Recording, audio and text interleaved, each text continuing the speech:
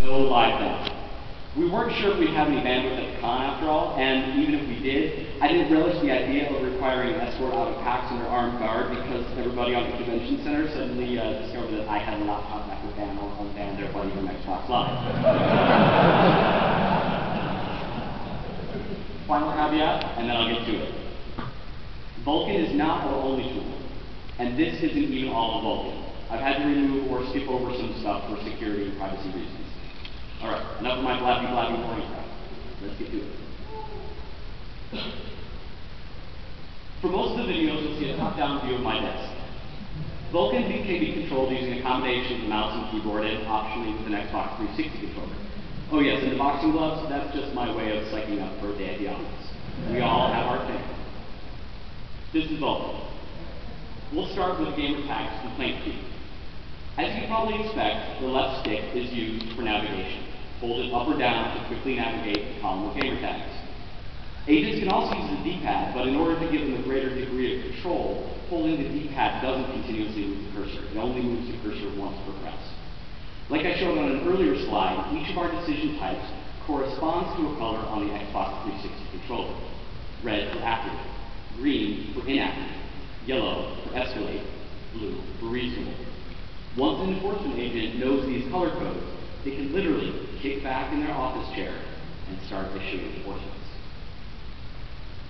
Here, you can see how with only button presses, an enforcement agent can roll through the queue. The cursor simply continues to the next item once a decision has been made.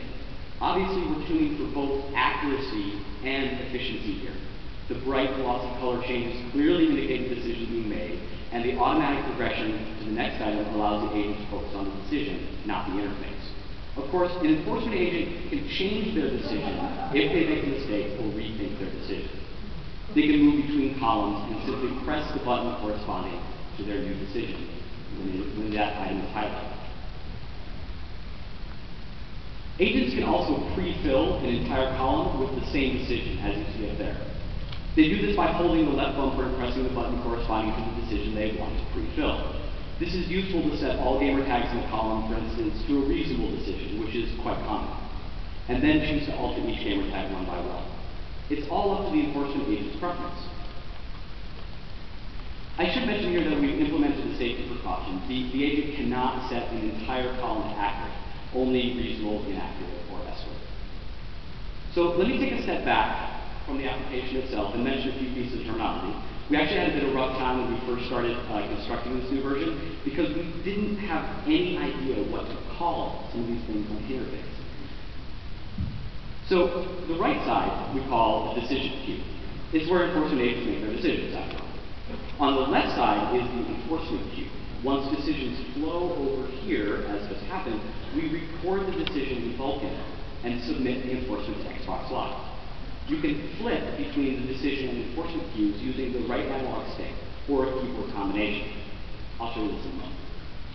Finally, the decision queue is broken up into three sections: active, runway, and limbo. Active is where the enforcement agent is currently working. Runway are the incoming complaints for agents to handle. Limbo is the place where decisions have been saved in the application, but they haven't yet been recorded or submitted for enforcement. An agent still has the opportunity to move back into limbo and change their decision. Okay, let's go back to the application. First, I'll flip here between the decision and the enforcement queues.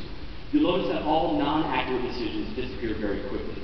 The decisions have been recorded in Vulkan, but there's no enforcement action to take against them, so they don't need to stick around. What remains, however, are all of the gamer tags that need enforcement. You'll see the activity LED light up as you record the enforcement and make the necessary calls to the Xbox Live service. Once the enforcement succeeds, the item disappears from the enforcement queue. This all happens in the background while the agent continues their decision making, or they can flip over into the queue and watch the enforcements happen in real time. So gamer tags are pretty easy. Profiles, on the other hand, are a bit more involved. I'll switch to that part of Vulkan and show you how that works. Another quick interface rundown. Decision queue on the right, enforcement queue on the left, just like with gamer tags. Active column full front, limbo column to the left, also just like gamer tags, but limbo for profiles only has 2 columns because of the extra space you need for the profile card. This is the new piece that we don't have with the gamer tag in place. This is where we can see the content on the user's Xbox Live profile after they've had a complaint lodged against them in the profile category. In addition, their avatar is displayed. This lets us find the modded ones. Okay, back to the application. Profiles work much the same way as gamer tags. Navigation is the same, decision buttons are the same, even the process is very much the same. Agents make decisions on the active column, the color changes, and the decision is eventually pushed through to limbo and into the enforcement queue. However, if an agent marks a profile complaint as accurate, one moment. There we go. If an agent marks a complaint as accurate, they must mark the individual fields that violate the code of conduct as well. This includes the ability to also mark the gamer tag. Why do they do this? Well, because when we send an email to the user who has violated content in their profile, we include that profile content in the email. This way, the user knows exactly what they had in their profile that violated the rules. As this video continues to roll, you can see how a single button press allows an agent to make a non-accurate decision on a profile, and the focus simply moves to the next. Again, efficiency is great, but we cannot sacrifice their accuracy. This is your paid subscription we're talking about after all. So if an agent marks the complaint as accurate in the active column and then doesn't mark any profile fields as accurate, we clear their decision to ensure there are no accidental enforcements against players. Okay, I'm going to skip ahead real quick here and show you one last thing. One last feature I want to show in profiles is basically a warning to players who think it's clever to draw content in their profile's bio field. The Vulkan interface is tuned for narrative format text content, but some players cleverly format their text so it appears on the console or on Xbox.com as a drawing, basically the Xbox equivalent of ASCII art. What you see here is our way of enabling us to view that content. With a simple click and drag, agents can reflow the text to fit any weight. Now, if you want to use ASCII art to tell everyone what a legit Clutch Pro beast you are, that's cool. But if we see a middle finger robot, expect a suspension. By the way, our enforcement agents got so good at spotting middle finger robots in the old version of Vulkan that we almost didn't have to do this feature. Totally true. So there's a lot more to see in Vulkan, but I don't want to overstay my welcome up here. We'll be posting this talk to YouTube after PAX, and I'll put together a bonus reel of additional Vulkan footage for everyone.